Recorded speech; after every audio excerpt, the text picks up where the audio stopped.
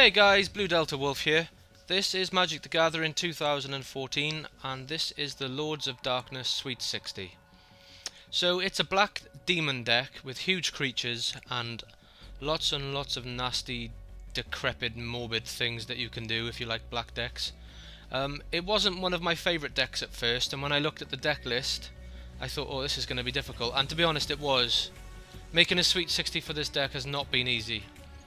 But I found a theme that I like and I'm sticking with it.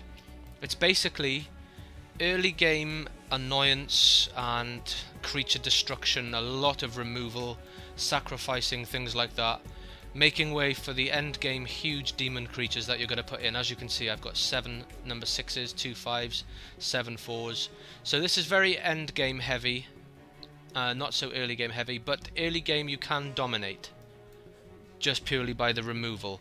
So I have 22 lands, 60 cards as always, 18 creatures and 20 other. There are less creatures than other, and you'll see why. Because basically most of the creatures in this deck suck. In my opinion, I don't like them. Some of them are useful, some of them are really good, but they're more like end game ones. The early game creatures really suck. I'll show you them later on. So here's what did make the cut.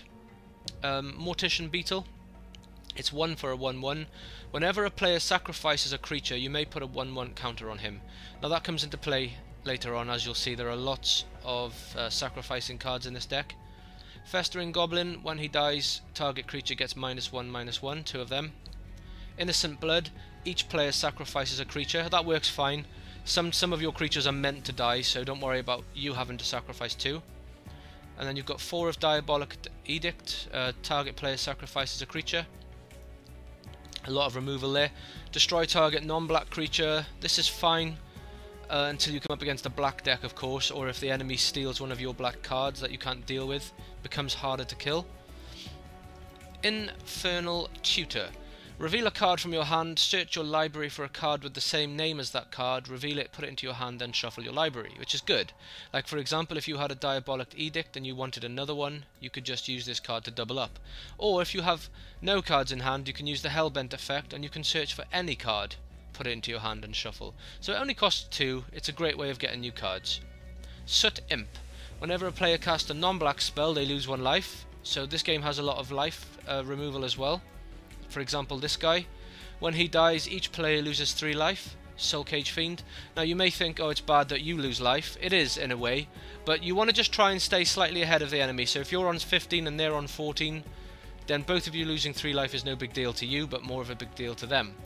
Try not to let that die if you're close to dying anyway, or try not to summon it. It does have a downside, but with this deck's amount of control, you should be fine. Triumph of Cruelty. This card is amazing. Cost 3. At the beginning of your upkeep, target opponent discards a card if you control the creature with the greatest power or tied for the greatest power. So if you have a creature with 4 and they have a creature with 4, this card still works. They have to discard every upkeep of your upkeeps. If they have 3 and you have 4, then it works, but if they have a card with higher power than you, then you need to get rid of it somehow to make this card keep working. Hideous End is amazing. Destroy target non-black creature, its controller loses 2 life. Love that one. And this is another amazing card. Always use this where it's available. Whenever a creature you control dies, each other player sacrifices a creature. So as you can see, that's where things like where was it? When Innocent Blood comes into play, you sacrifice, they sacrifice, and then they have to sacrifice another one because of Grave Pact. No Mercy is your ultimate best card up until about turn 6. Whenever a creature deals damage to you, destroy. I've just come up against a Jace deck and he had 4 or 5 of his 2/2s out and they were really overwhelming me.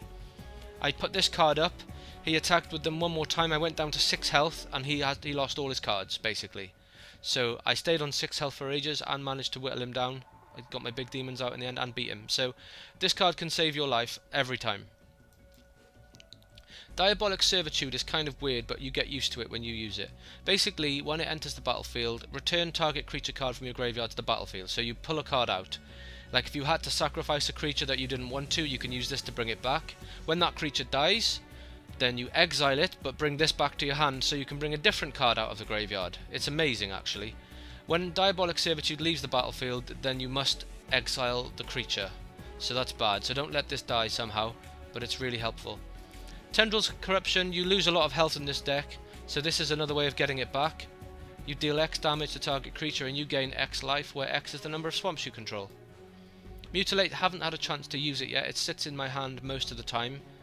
But it's going to be useful at one point, I know for a fact. For example, if the enemy has a lot more creatures than you, you can basically just kill them all off, and if you have extra effects on the field, then that's amazing. Shadowborn Demon costs 5 for a 5/6. These are all my big boys now. All of these cards that come from this point onwards are big demons. So when he enters the battlefield, destroy target non-demon creature, which is amazing. At the beginning of your upkeep, if there are fewer than 6 creature cards in your graveyard, you must sacrifice a creature. So try and keep little mini cards in your graveyard so that you don't get this effect. If you do get it, then try and have Grave Pact up, things like that. There are many things that can balance the bad part of this card, but it is a good card, I promise. Blood Gift, flying, at the beginning of your upkeep, target player draws a card and loses a life. You can use this to keep the enemy below you for the Cage Demon, or you can use it to draw cards. It works both ways. Reaper of the Abyss, flying, he has Morbid. At the beginning of each end step, if a creature died, destroy target non-demon creature, so he just keeps the creatures off the board. Harvester of Souls, whenever another non-token creature dies, you draw a card. You can see the theme of death. Corrupt deals damage equal to the number of swamps you control to player or creature. You gain life. It's the same as the other one, but on this one you can target a player too and it costs a bit more. Lord of the Void. Whenever Lord of the Void deals combat damage to a player, exile the top 7 cards of that player's library, then put a creature card from among them onto the battlefield under your control. He's 7 for a 7/7, even that is good enough, but his effect is amazing. Runescarred, whenever he enters the battlefield, search your library for a card, put it into your hand, so it's basically an Infernal Tutor, basically, or whatever that tutor, the Diabolic Tutor I think it's called. So you get a 7 for 6/6 flying with that effect. Reaver, whenever he comes into play, destroy all non-artifact, non-black creatures, they can't be regenerated. So that's great if you're not up against a black deck. It does cost 8, but he is a bloody good card. And the final demon I use is Death's Gate.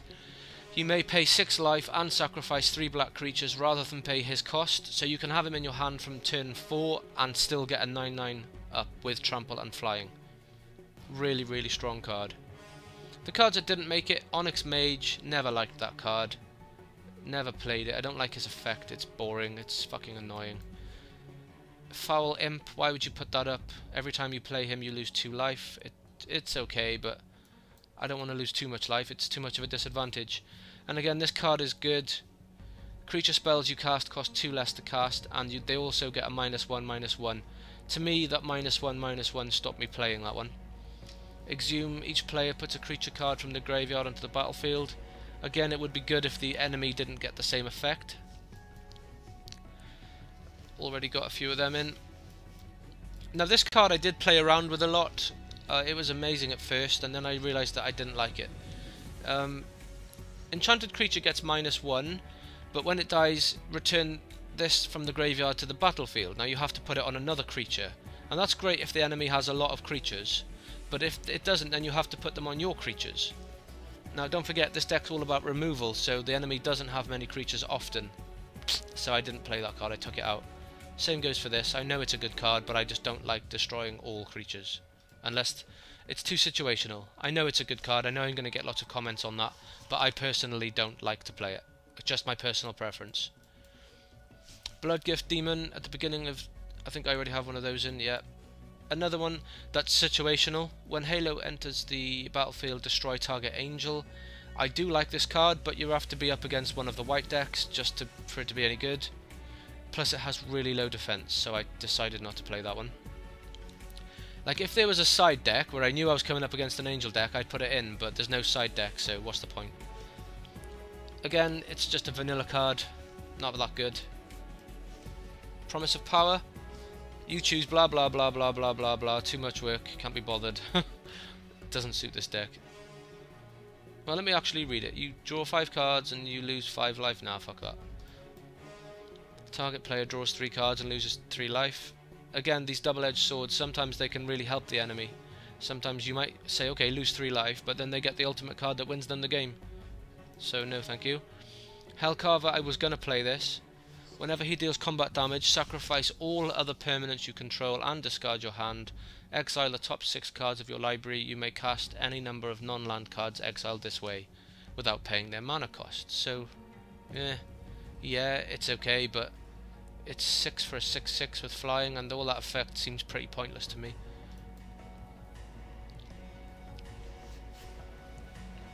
I like this card, but sacrificing creatures or losing 7 life, it's a bit risky for me. That card would probably lose me more games than it would win me. And again, controlling life is good. It's 8 for a 7/6. Not really worth it. I have a Reaver Demon. So there you go, guys. That is Lords of Darkness. A very, very nasty deck to come up against if you know how to play it. I really like it. If you feel like leaving constructive criticism in the comments, please feel free to do so. Also, give me a like and a subscribe, it really helps, and I'll see you on the next one, guys. Take it easy.